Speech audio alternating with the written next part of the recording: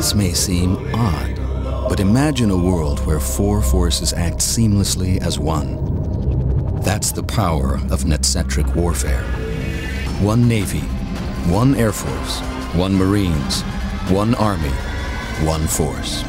Northrop Grumman, defining the future. From the Watergate Building in Washington, this is Hotline TV. Now here are Hotline editors Chuck Todd and John Mercurio. And welcome back to Hotline TV. I'm John Mercurio, along with Hotline Associate Editor Marc Ambinder. Welcome, Marc. Just call me Buzz. That'd be nice. I'd like to. This weekend, Buzz, Senator Barack Obama was the guest of honor at Iowa Senator Tom Harkin's annual steak fry. I'm sorry that you and I couldn't be there, but Buzz, is this Obama boomlet more than just, as we call it, a boomlet? I think it is more than a boomlet. I think it is a gunshot, because I think it reminds Iowa voters that there's this guy out there that can generate a lot of excitement among them.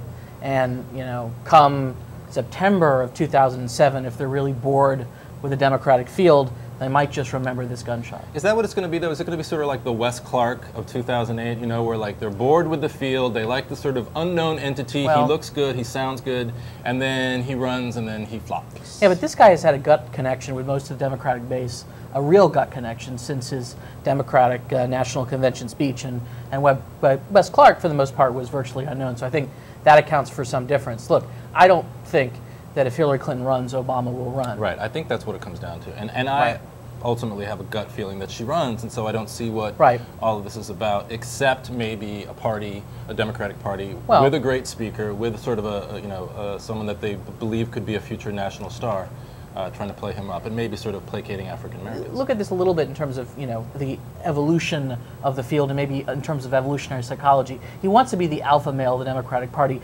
reminding people that he is the most powerful guy in the party, because he can generate the most excitement among the base. So I think even if he doesn't run, that's also a little bit what this was about. But I think the point of this is that, what does this say about the rest of the Democratic field? Right. I think that you're exactly right. And it's in the same way, again, that the Wes Clark did. It was a field of midgets. Right. And particularly there, I mean, Mark Warner was there, in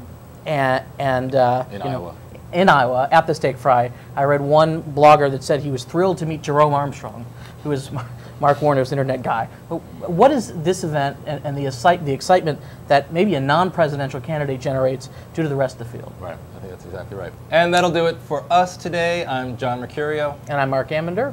We'll catch you tomorrow on Hotline TV.